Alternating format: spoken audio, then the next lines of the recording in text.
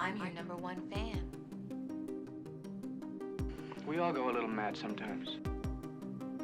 Whatever you do, don't fall asleep. What an excellent day for an exorcism. My mom and dad are gonna be... I see dead people. Hello, welcome back to the Killing Cuties podcast. Happy Tuesday. Happy Tuesday. We're here today to talk about Saint Maud. We sure are, Katie. But first... But first... I was going to say it too. Oh, yeah. We're like infomercial hosts. Yeah, now. But wait, there's more. Yeah. Thank goodness.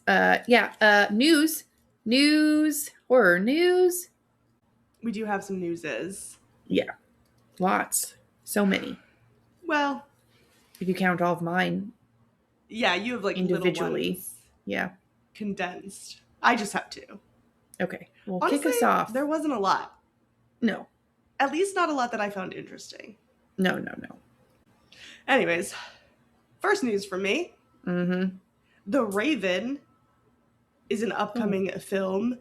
It's based, obviously, on Edgar Allan Poe's poems. Mm-hmm. I think specifically... The Raven? The Raven and the other one. Oh, God. There's another one, and I forgot it, and I didn't write it down. But anyways, a few of them. Mainly The Raven. That makes sense. Yeah. And it's going to be released on VOD. It's not getting a theatrical release, so that's kind of sad. But it will be on VOD on January 16th. So coming up, and it wasn't in our new movies last month, because I didn't know about it. So kind of like a special little glimpse. It's coming out soon. And the best part is that this is one of Tony Todd's final performances that he did before he passed away in 2024. So he is in the movie. So if you are feeling that Tony Todd-sized hole in your heart, like I am, this is a way to see one of his last performances. Yeah. Well, you know what's funny is that I saw he was in it, forgot he was dead. Yeah. So you just reminded me. Thanks. I'm sorry. That's okay. First news from me. Yeah. Excellent news for Silent Hill fans. Ooh. Konami and series producer Motoya Okamoto have confirmed that they are aiming to publish a new Silent Hill title every year going forward. Damn. Yeah. Okamoto said that the cadence between Silent Hill 2 and Silent Hill F in October of 2024 and September of 2025, respectively, was the cadence that he was striving for with the franchise, and he's going to do his best to keep that annual schedule for the foreseeable future. Well, that's exciting. Yeah, that's a lot of games. Yeah, that's a crazy schedule to commit to, but I like it. Yeah, and I mean... I've never played a Silent Hill. Honestly, me neither. But I mean... I want to. People do, and that gives us just more to play. Yeah. And the like animation style... The animation style between even just those two was like crazy different. So it sounds like there'll be some variety. It's not going to be just the same thing over and over. Nice. So fun. Very. All right, last news for me. Just the first and last today. Yeah. Nothing was sparking joy, sorry. Soulmate, which we talked about a while ago. It's the spinoff. Yeah, it's set in the Megan universe. It has been pulled from its previous January release slate after Universal abandoned it. Oh dear. Reportedly it's now up for grabs for any Hollywood studio that wants it. Some are saying that Megan's 2.0's box office is to blame. It didn't do very well critically or financially. Mm-hmm. I saw it. It was in fact ass. Sorry. Anyways, the original date was supposed to be when Primate comes out. That's what filled it. So they replaced it. And now it's just kind of shelved indefinitely. We don't know if it's ever going to actually happen or not. So, yikes. If you love Megan, go on the social media and you let those studios know that you'll go see Soulmate. Isn't it already made? It's already made, yes. So can't they just like self-distribute it at this point? You'd almost, I mean, you'd think, so. Yeah, they could put it on Tubi. Yeah. Cowards, do it. You won't. You won't Yeah, put it you on won't. Tubi. You'd think that's like, maybe that's, they're trying to avoid going to streaming. Maybe they're like holding out hope that it'll get a theatrical release. Yeah. And then maybe last resort will be streaming. Or maybe they'll just be petty and never release it. Who knows? Not me. Have to ask Mr. Blum. What, can Blumhouse not just distribute it? Well, they're a production company. They're not a distributor. They don't have any distribution channels at all? That Well, feels it's like whoever- a miss on their part. Well, production companies usually don't have like, well, depending on it, but like That's what I'm they saying. partner with with distributors. They don't distribute themselves. Yeah. Like they don't have a streaming site that they could put it on. They don't, But Well, you maybe. think they have enough money that they could distribute it if they wanted to, but Yeah. the cost maybe is just not worth it. Choices. Some choices, definitely. The Megan universe, it lost its steam very quickly. Yeah. I mean, the first movie was fun. I thought the first movie was fine. Yeah. I don't think I quite understood the hype around it, but it was a fine movie. The second one was not. It was not very good. Yikes. Sorry. Well, it's not your fault, actually. That is true. Yeah. I had nothing to do with it. Okay, I'll give some rapid fire updates. Hopefully, at least one of these movies speaks to you. 28 years later, The Bone Temple has been rated R for blood, gore, and graphic nudity. And the YA zombie movie, This Is Not a Test, has also gotten an R rating for blood and gore. Gale Yellow Brick Road, the Wizard of Oz horror movie, got a trailer. So did Shudder's Valentine's Day release Honey Bunch and a new multiverse thriller called Redo Redo. New stills from Charlize Theron's Netflix survival thriller called Apex, Ready or Not 2, Maggie Gyllenhaal's The Bride, The Strangers Chapter 3, and Psycho Killer all got new stills. If you're interested in seeing first Looks? If you're interested in seeing first looks of any of those.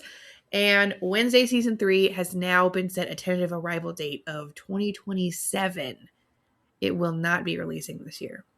Netflix has to be stopped. It's a problem. But what are you going to do?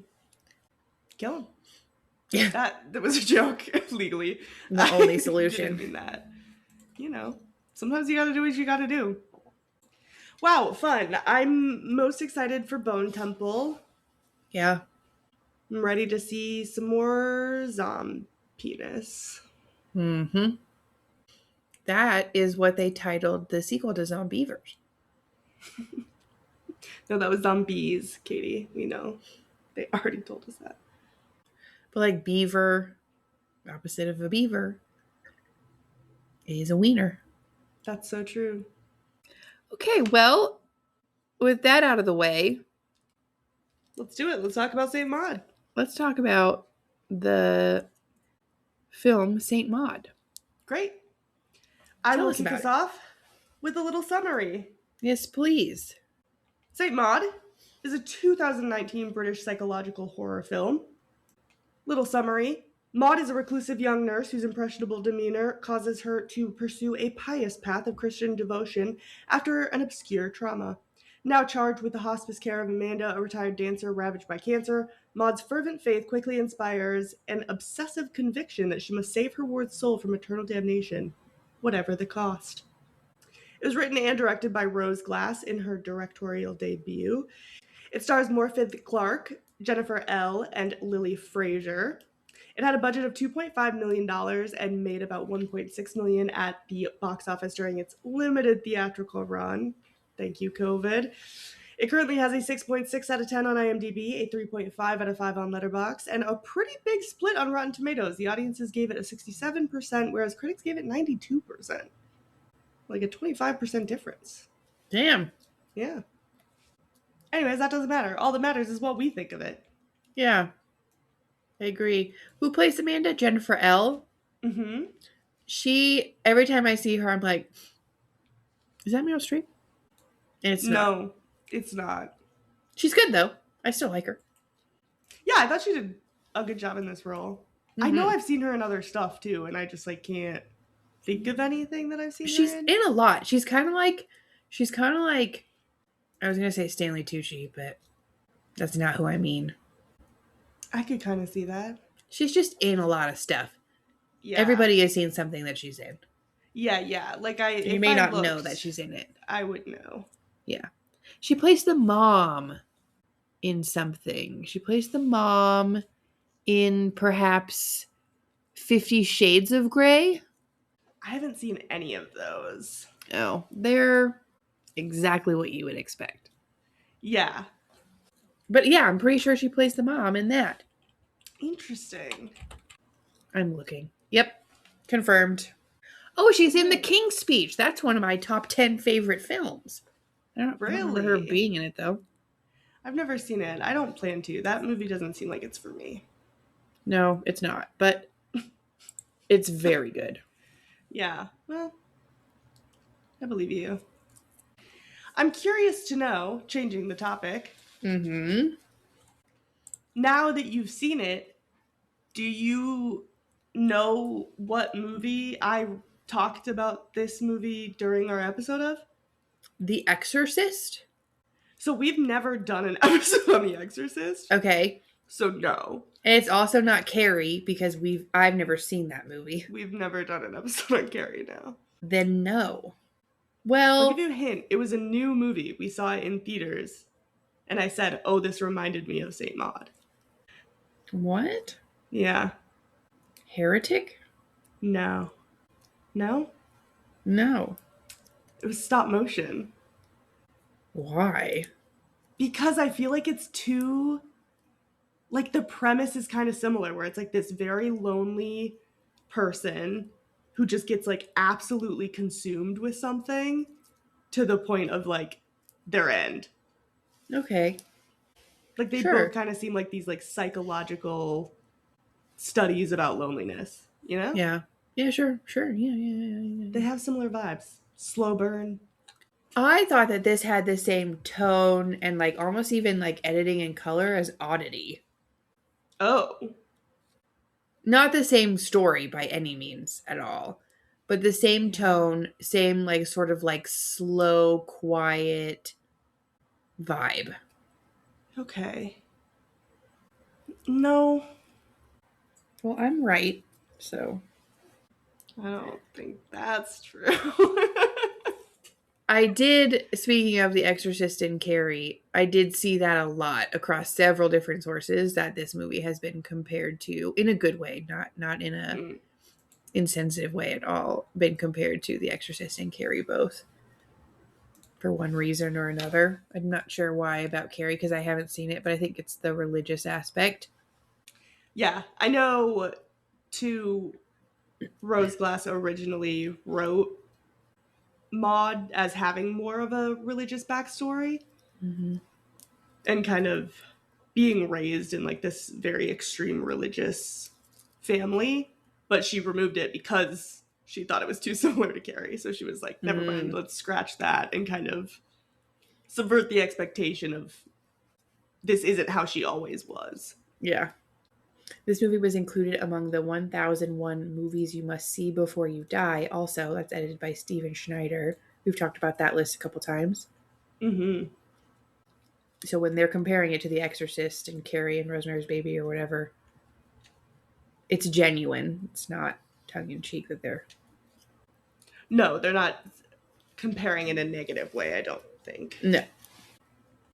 One thing I thought was interesting about this movie was that it was shot in 1.66 to 1 aspect ratio.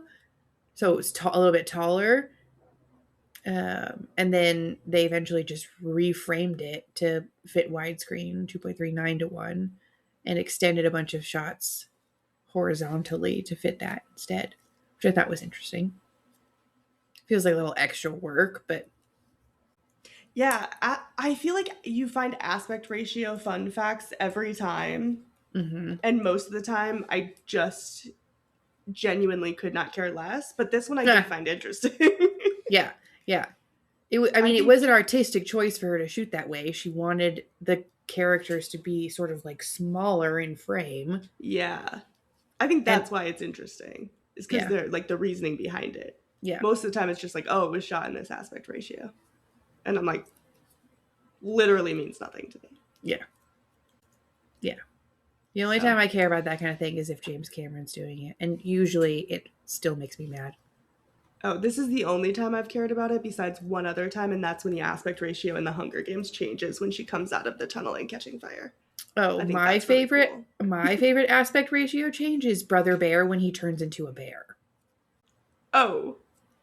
Yeah. That feels on brand. Thank you. The Hunger Games one is cool too, but it's just, I mean, he becomes a bear and now he can see. It's thought-provoking.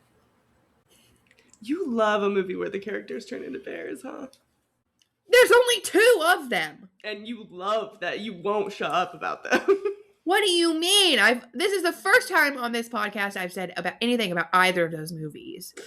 That's true. I guess I just have to deal with it personally in our When was the last time I said anything about Brave? I don't know. It just feels like, I think it's because anytime like I hear or see anything regarding that movie, I'm like, oh, there Katie goes again, even if you had nothing to do with it. You know what I mean? No, I don't. Well, it doesn't have to make sense to you. It only has to make sense. Okay, you and your 365 buttons.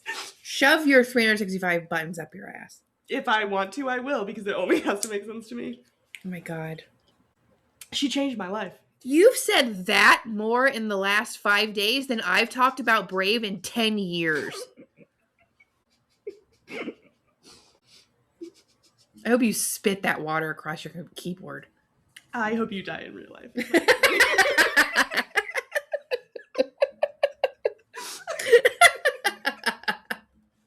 Just kidding. Oh, fuck. I know you're kidding. I know.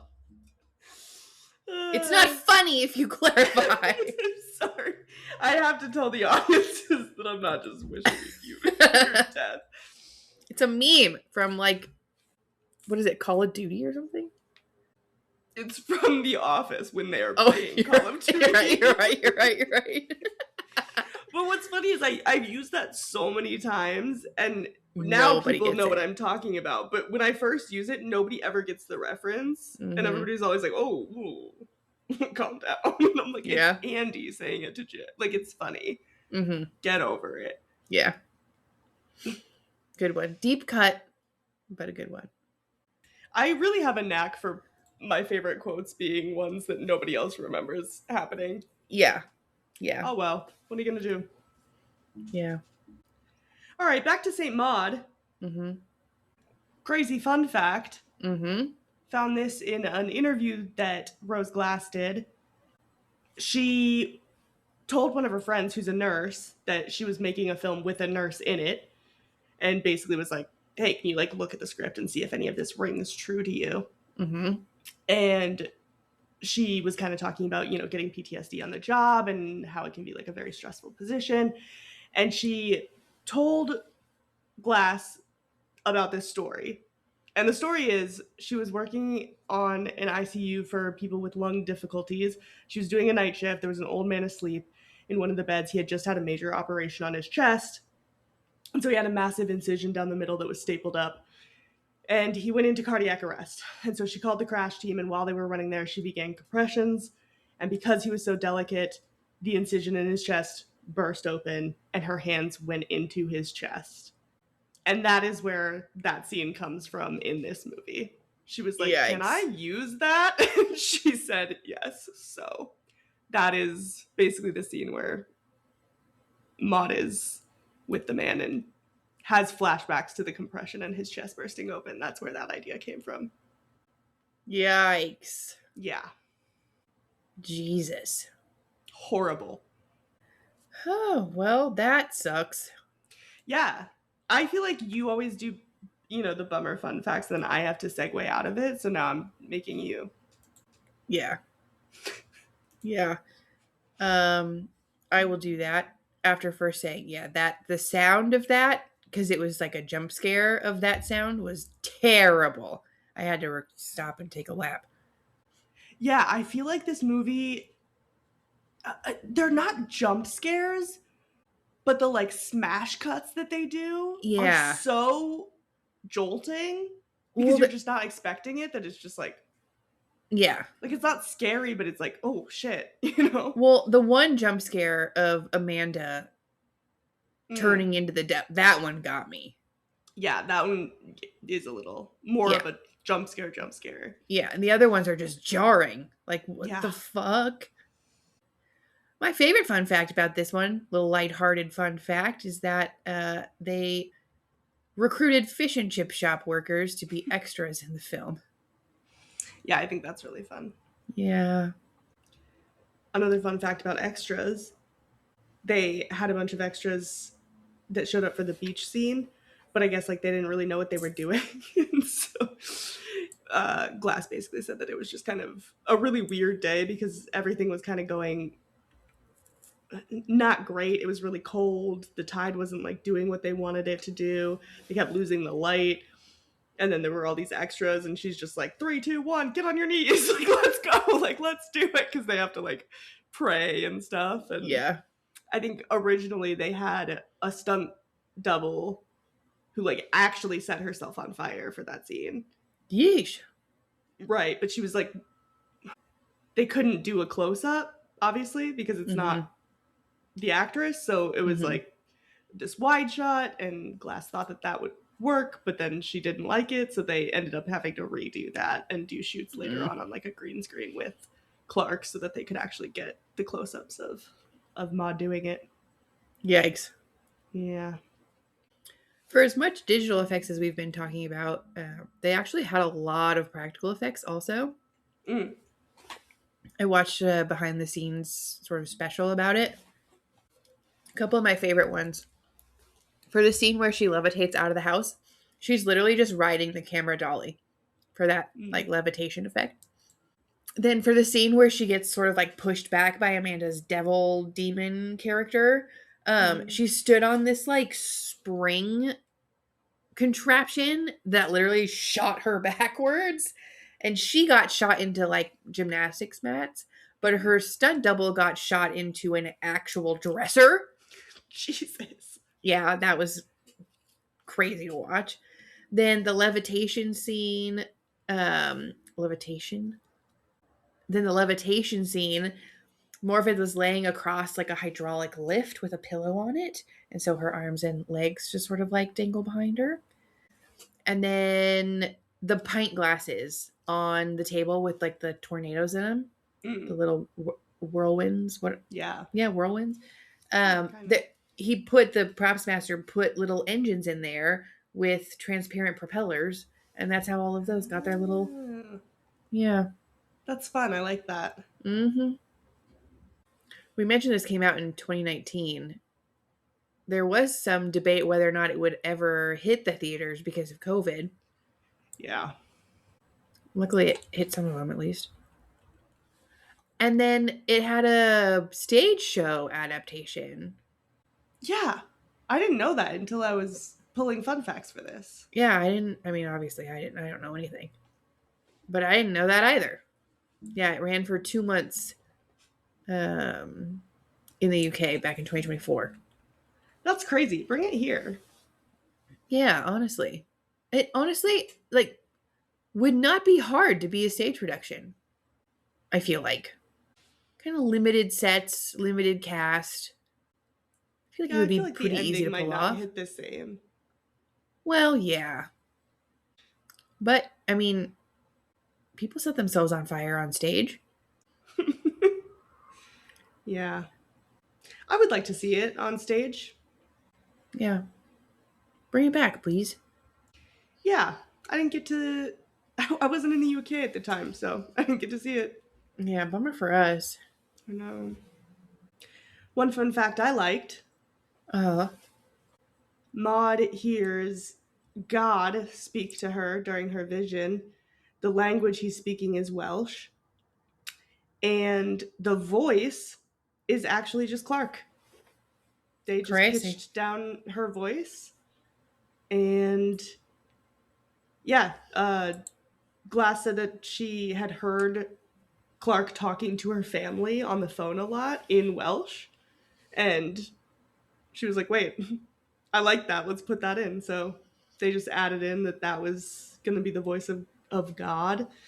And she liked that even better because then it's more true to the theme of it, which is that a lot of this is just taking place inside Maud's head. So, of course, she would hear herself. Yeah, I really liked that fact. Yeah. And I recognized it as Welsh. It took me a few words. I was like, is this Latin? And then I got some of the letters to get like the blends that Welsh is known for. I was like, oh my God. Yeah. How fun. Also, I didn't recognize her. I don't know if it was because she's younger than I don't know what it is, but I didn't recognize her. And I know her from Lord of the Rings, Rings of Power. Oh, okay. I was like, I don't know her from anything else, so yeah, she's in I don't think I would recognize her, but Lord of the Rings, which has the most triggering scene I have ever seen in my entire life. Yeah, I remember you telling me about that. I vomited. It was terrible. And then I stopped watching. Yeah. Another project she was in is Pride and Prejudice and Zombies. And then Jennifer L. starred in the BBC series version of Pride and Prejudice. Very fun. So fun. I went on a huge Pride and Prejudice bender over Christmas. Read the book, watched the movie, watched the show. Really got your fill. Did you watch Pride and Prejudice? Nope. Did you watch Pride and Prejudice and Zombies? Not yet. I figured that was on our list, so. Yeah. Is it? I've never seen it, actually. Oh, fun. You should watch Pride and Prejudice first. You should read Pride and Prejudice first. So my plan of action was read Pride and Prejudice, watch Pride and Prejudice, read Pride and Prejudice and Zombies, watch Pride and Prejudice and Zombies. So. Yeah. Let me send you, this has nothing to do with anything. Great. Let me send you my copy of Pride and Prejudice. One, because I think that's cute to share books. And two, because it's actually really fun because it gives like context of like the language and why maybe some of the like language uses potentially up to interpretation. And it like references letters that I want to call her Jane Eyre. I know that's not her name though. What the fuck is her name? Jane Austen. Jane Austen. That Jane Austen like wrote to her sister talking about like becoming an author, and it's very interesting. Okay. I do own a copy of it. I know, but you don't have this copy. You don't have this copy that has all the fun annotations and the historical context. You don't know. Do you? Do you have a 1995 Barnes & Noble limited print of Pride and Prejudice? I don't know. I've never opened the book. Yeah, so. That doesn't surprise me. I saw it at Goodwill, and I said, in my cart. Yeah. We got ours from Bookman's. Oh. Mm-hmm. That used to be, like, legitimately my weekly Saturday hobby, is I would just go to Goodwill, look through every single book that they had. Yeah. And just buy them all. Yeah. Yeah. I love a good Goodwill run. Oh, same. The initial premise, when Rose Glass thought of this, which I think she conceived the story in around 2014. Fresh out of school. Yeah. Yeah. But the idea was that she wanted to do a love story between a young woman and the voice in her head. And so she was, at the time, just reading about people who hear voices and kind of the various conditions that can lead to that. And she was also thinking about religion, which is kind of how the rest of the story developed later on, and like people blowing themselves up or setting themselves on fire in the name of religion. And she just felt that it was kind of a lazy way of thinking to dismiss those people who do those terrible things as like crazy or bad people, because in her mind, she's like being led to do something that extreme. It's not like a switch that happens overnight. It's a very long process. So she kind of wanted to show that long series of events and see if she could kind of get the audience to that point with the character and understand why she got there instead of just having that happen like that, you know? Mm-hmm. Yeah. Yeah. I like the like focus on the voice in your head as the love interest. That's interesting. And it kind of reminds me of what was that movie, Your Monster? Yeah. The comedy version. Oh, that movie was so underrated. Yeah, I agree. I had a really good time with that one. One of the songs from it was on my Spotify Wrapped. Not top 5, but like on my list. One of the songs. Oh, Your fun. Monster. Yeah. Cute. Little Miss Polka Dot. It's a bop. I believe you. I don't know how often this happens in film, but the script wasn't finalized until Morford was hired, and Rose Glass could really wrap her head around how Maud was going to be portrayed. I thought that was interesting. Was it literally last episode? Yeah, Dog Soldiers, where we were just talking about how he was on his like 17th or 18th script version when they made that movie. True. So clearly it happens enough for us to talk about it twice in a row. I guess. But yeah, I feel like that happens more so when it's someone's early in their career. Yeah. Because I could see that. I could see myself doing that. Writing something and then like changing it up until the last minute because I'm like not set on it. The scene where Maud practices the mortification of the flesh, which is where she puts the pins in her shoes and then goes on a walk. Glass found that idea on bondage websites. So there's that. That checks out. Yeah, people were like tying themselves up, and there was a whole section on the website where people were giving each other like tips and tricks on how to make your experience more painful. Oof. And that was one of the tips and tricks. Ouch. Of all the places to find that. To each their own. That sounds horrible. Yeah. What's the movie where Dakota Fanning, is Dakota Fanning in The Help? I've never seen The Help. But I don't think so. It's one of those, oh no, it's Secret Life of Bees. Did you ever watch that movie? No. Okay, well, either way, Dakota Fanning's dad is abusive in the film and makes her kneel on grits. That's what that scene reminded me. The popcorn scene reminded me of that. Oh, God. Yeah. Brutal. In my brain, was very confused for a minute there. Because when you said The Secret Life of Bees, in my head, I was picturing Akilah and the Bee. Oh. And I was like, that was Keke Palmer. Like, I don't think Dakota was in that. Yeah. But they're two different movies, so. Indeed. Yeah. Indeed. And I haven't seen either. You haven't seen Akilah and the Bee? No. Damn, that's where I learned how to spell prestidigitation. That's great. Mm-hmm. There's just like a certain genre of movie that is just, I'm not drawn to it. And it's not to say that I wouldn't like it if I actually sat down and watched it. It's just not the type of movie I pick, you know? Yeah. Like the feel-good dramas. No. Yeah. I know. I was too busy watching Saw. Yeah. I couldn't watch Akilah and the Bee. Yeah, you had your priorities straight. I get it. Well, any other fun facts on this one? Yeah. Oh, God. Oh, sorry. There was one where Glass was quoted as saying women love messed up stuff, which she said that in response to a male journalist asking how she handled filming the gory stuff in this movie. Ew. And she was like, I wrote it. Like, what do you mean? So. Yeah. I don't like that question. Yeah, the interview I read was referencing that interview. This was not, I didn't read that interview, but they had a nice little laugh about that. She's like, I think he meant well, but that's crazy. And then also in that same interview, she referred to, she was talking about how Maud has different colored eyes. just heterochromia. Is that what it's called? Yes.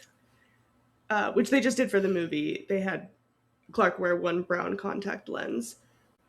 But she said that a lot of people thought that she had like changed her eyes throughout the movie, and that's not true. She was wearing the contact the whole time. It's just you could only tell in certain scenes, and she said one of the most obvious parts is when she's having, as she called it, her godgasm. Yeah. And they like actually digitally stretched her eyes during that part to like make it more pronounced. So it was a little bit more obvious. And then there's like a close up later, I think, when her nurse friend comes to visit her and she's staring out the window at the thing that you can really tell. Yeah, I didn't notice not even one time. Really? That was my bad. Oh, damn. Mm-hmm. Yeah. Glass said that she wanted her to kind of look like very mousy and plain so that she could have just gone through life with nobody noticing her at all. Yeah. But then she wanted like one subtle visual cue that like she's a little bit different. And that was what they went with. So I like that. Yeah. Did you have any other fun facts? No, I was just going to say, should we rate it? Oh. Yeah. Okay. How scary did you think it was? I gave it a 0.5. Oh. I didn't really find it scary. I think because it's like kind of slow burny. And yeah, a lot of the parts were like more off-putting than scary to me, I think. Yeah, I don't know. Sure. What about you? I gave it a 1.5 just for like general vibes. And I did think it gave me oddity vibes a little bit. And then the one really big jump scare got me, like audibly got me. Like I made a noise. Oh no. I genuinely can't remember if that got me the first time I watched it or not. Like this time I knew it was coming, so it didn't. But I don't recall my first time watching this. Yeah, I went, huh! And my dog got up and walked out. She's had enough. She's like, okay. Grow up. Yeah. Watch something else. Well, how sexy did you think it was? I gave it a 2. Just for like the pomp and circumstance. Yeah, the Catholicism always gets you. Yeah, it really do. Except the one time I asked you to watch a Catholic movie, but whatever. I fell asleep. You always fall asleep during movies. No. Yes. So stop being so fucking offended. No, because you're not special. You always finish them, and you didn't finish that one. The only movies I finish are the horror movies I watch during broad daylight. You should start watching them at night. I know, I really should. Spooky vibes. Yeah. Well, I mean, I'm in here and it's dark. Yeah, I guess that's fair. So, I just mean, like, it's not bedtime. Once bedtime hits, once 8 o'clock hits, that's scary. I'm watching 5 minutes of whatever is put in front of me and falling asleep. Oh, yeah. Not me.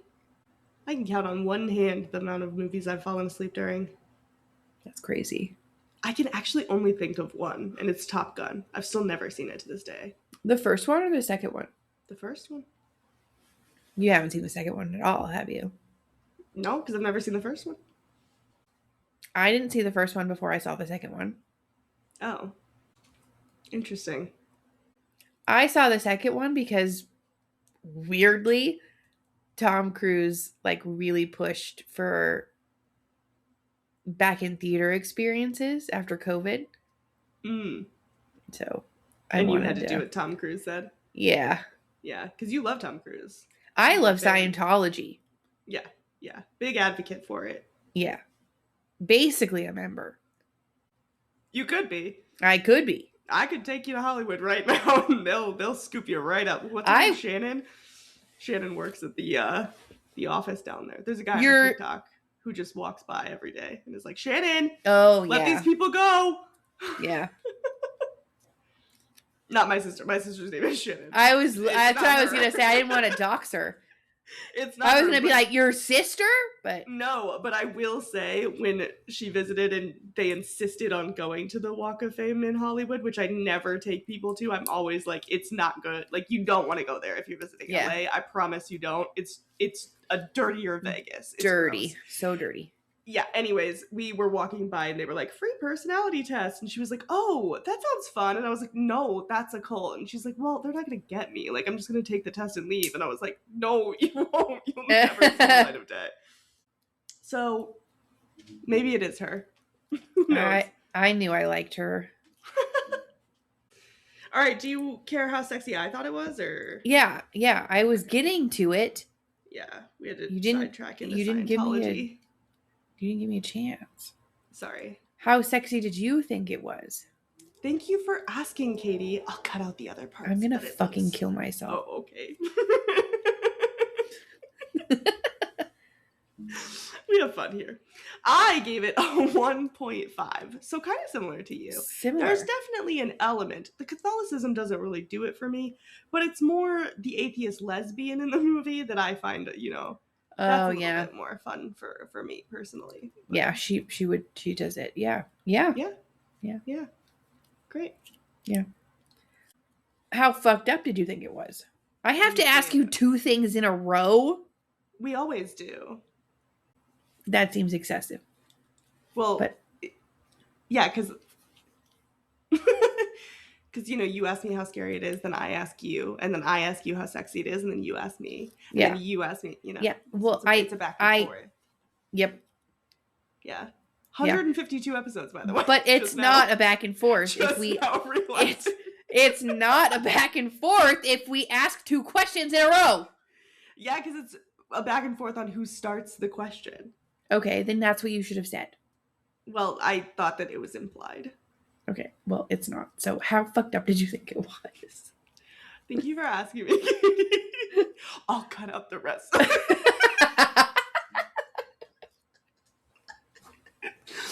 Fuck, we're never getting through. This is what we get for yapping for 3 hours before we We start talked the for podcast. so long. We started this podcast an hour and a half after when we were supposed to, so now I'm exhausted and I'm We're- losing my mind, and it's Yeah. showing. The melatonin kicked in an hour ago. Jesus, Katie. You have heart failure. I gave it a 1.5 on a scale of fucked up. I Sure. gave it half a point for her walking on the pins. Didn't like that. And I gave it half a point for her scab picking. Because I also didn't like Oh, that. I didn't even watch that, so I didn't. Yeah. I forgot That about was it. a lot. It was Yeah. it's a lot. Yeah. What about you? What did you give it? I gave it a 2. Yeah. One thing I love about this movie is that it's like actually so grounded.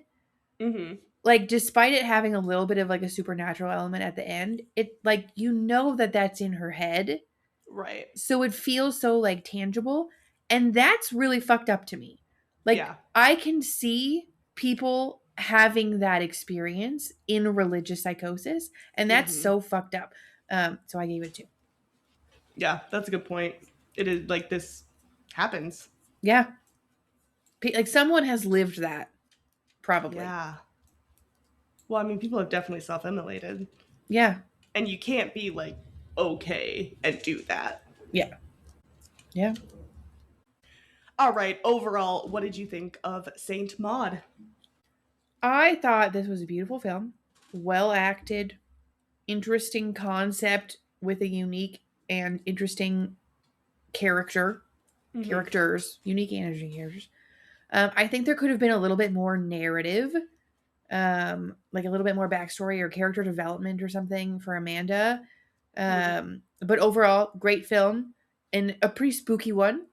I gave it a 4 out of 5. Is that correct? Yeah. Hell yeah. We're on a roll again. We really are. Yeah, I also gave this a 4 out of 5. I really like this movie. It's one of my favorites. This is one that a lot of people haven't seen, so I love being Mhm. able to recommend it to people who haven't seen it. Yeah. And yeah, I remember saying in stop motion, I was like, this movie was fine, but like Saint Maud did it better. So I don't know. I'm surprised you don't find them similar. I don't Oh. remember enough about stop motion to have an opinion, if I'm being honest. That's That was actually so really long fair. ago. That was a while ago. Yeah. Well, I'm telling you, rewatch it, you're gonna be like, wow, this is a little bit less good version of Saint Maud. Anyways, yeah, I think it's great. I think it's like almost a little bit funny at times, but in that like awkward, uncomfortable way. And like you said, it is very grounded for how it ends, but I love the smash cut at the end. Just that maybe 2 seconds of her actually burning and screaming. Yeah. I thought about that for a year after I watched this for the first time. Like, Yeah. could not get that out of my head. What a great way to end it. Just to really hammer home how horrific that would be. Yeah. Well, Yeah. and I just imagine like being a onlooker of that, you can't help them. Anything you touch that's touched them is going to be covered in whatever. It's you just have to sit there and watch it happen. There's literally nothing you can do. Yeah. Brutal. Yeah. It sticks with you. It's a film that sticks with you. Yeah. Yeah. Yeah. Thank your nurses, ladies and gentlemen. Ladies and Well, I don't think that's the moral of this. It's a moral that you could interpolate. You know, yes, you're right. It's a thankless job. Amanda had it coming. No, that's no. She had PTSD from a traumatic experience as a nurse. She needed to be I think taken care of better. Check in on your friends, you know? Check in on the lonely girl you work with. Not me, though. Leave me alone. But the other one. The one who's not doing as well. You can check in on me. Oh, great. Check in on Katie. I'm available. Yeah, she's available to be checked in on. Yeah. I'm not currently, but could be worse. It could get worse. Catch me on the way to the beach, you know? Ignore the bag that I'm carrying with me. The lighter in my pocket. Don't mind it. It's fine. All right, well, would you survive? Hard to say. I mean, as much as I do love the religion. Yeah. I don't think I'm having religious psychosis. Not that that's a choice. No. But I just don't see myself being in that situation. Current state, give me a couple of years. I may change my mind. So you're Amanda? Oh, absolutely. Sickly lesbian? Yeah. Basically. Yeah. No, that makes more sense. Okay. She also dies, though. Yeah. But she's also like a little bit of a bitch. Which... Yeah. I go back and forth because I'm like, I don't think what she did was wrong. Like, Maud overstepped. Very much so. Like, she should not have done what she did. Obviously.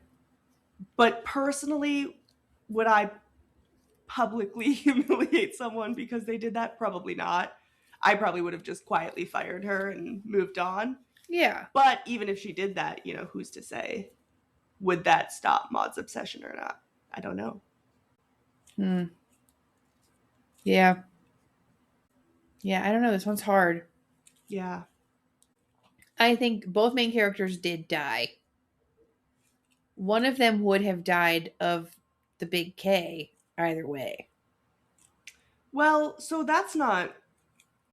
How do you spell cancer? Cancer. I'm not an idiot. It's the big C, Katie. It's the big K. That's the joke. Oh. Well, I'm not laughing, so... Oh my god.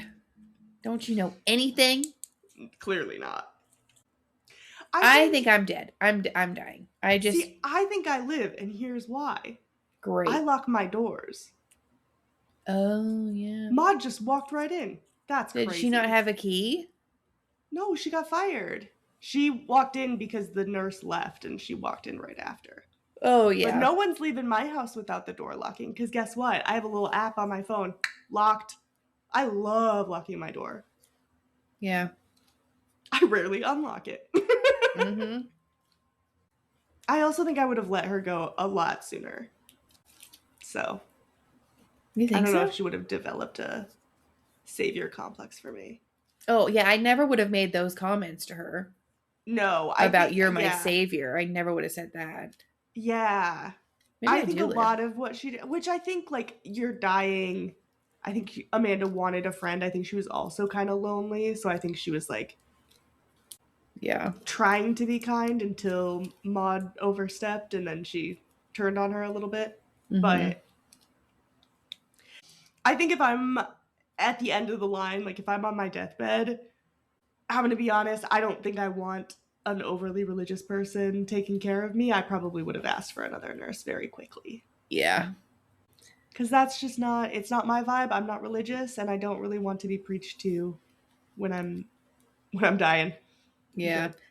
I guess my argument is just like Amanda was going to die either way. She had weeks to live, according to the new nurse, you know? So I think Yeah, but I think we've I'm said dead. before that it's just a would you survive the events of the movie? Because everybody dies eventually. Like you can't I be guess. like, oh, like eventually I'm going to die, so. Okay, then I live. I'm not making the mistakes that Amanda makes to make the girl fall in love with her or be Well. obsessed with her. There she goes victim blaming again. That's crazy. Okay. I'm just kidding. Okay, great. We both live. Okay, final answer. Final answer, we live. We live. Amazing. All right, tell me what next week's movie is about, Katie. Isn't that your job? It's a new movie. You haven't seen it either. Yeah, that's true. All right, next week we're talking about We Bury the Dead. We're going to attempt a January movie. We'll see how that goes. I remember talking about this last month when we said the plots for movies coming out in January. Mm-hmm. It stars Daisy Ridley, Mm-hmm. and she is a woman where it's a zombie apocalypse. I think we're already in it, so they might like reference that there was an outbreak or something, but I think we're already in it, right? Yeah. It's not like Yeah. the beginning of it. Yeah. And what was it? They go to like a quarantine zone, and I think she finds out her husband is infected. And so like he has to get taken away from her, but she's like still there. And I think they're going to be hoping for a cure. Mm-hmm. And then while she's there, I remember the summary, they said, I think it said something about like realizing that the undead are maybe a little bit more human than they think. Oh dear. Had they been killing them? Yeah, I think it's like they're executing them. Like, because obviously zombies, right? Like headshots. Yeah. It's like Dumb. I Am Legend. Yeah, and so I think this quarantine zone is maybe like a forward-thinking one where they're like, hey, let's actually try to help them. And maybe that's actually why her and her husband go there, because she's like, we got to get you help. And yeah, I think they start realizing that, yeah, the people are just like trapped inside of it instead of actually like going brain dead and becoming these monsters. And I think... how does it end? I think at one point she's going to have to kill her husband. It's going to be sad. Yeah, like something happens where he's just attacking and she has to save herself. Mm-hmm. Or to save someone else, like a kid or something. Yeah. And so I think he dies, but I think she lives and she continues the research. I don't think that we find a cure in this movie. They're leaving it open for a sequel. Yeah. To Bury, to Dead. And it leaves kind of open-ended where they're like, they think maybe they found a cure, but they're not sure if it works yet. So they got to keep working on the research, fighting the good fight. I like that. Thank you. Yeah, I like that a lot. Yeah. Is that what are you thinking? Do you have any ideas? Yeah, I was just going to be a little bit more specific in where she has to travel to. I'm pretty sure she has to travel to like Azerbaijan. That's a crazy pull. You remember that? Yep. Did it say that, or are you just making that up? No, I'm pretty sure it says that. Oh, shit.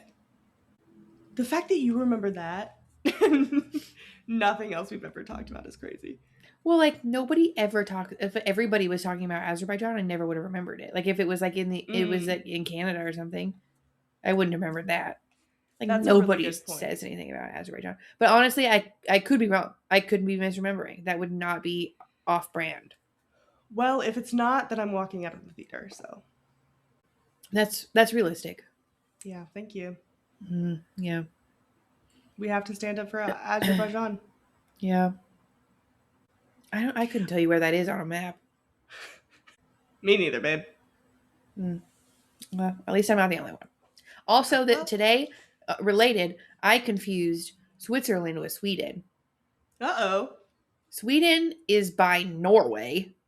Mhm. It is extremely cold. Yeah. Switzerland is where the cheese is. By Wisconsin. no, like Oh. France, sort of. I was cheese. The good cheese. Don't start fights with Wisconsin people European right now. cheese is hands down, without question, better than whatever we make here. Yeah, I don't doubt it. Well, anyway, tell us in the comments what cheese you prefer. Please. We really need the important stuff. Yeah. And like and subscribe, please. Also, we wish to grow, and only you can help us to do that. Yeah. Only you can prevent forest fires and help the Killer Cuties podcast grow. Yeah. That's it. All right, cool. Well, I'm glad you liked Saint Maud. Again, next week we're doing We Bury the Dead, so we'll see you then. And that's it. Amazing. Bye. Bye.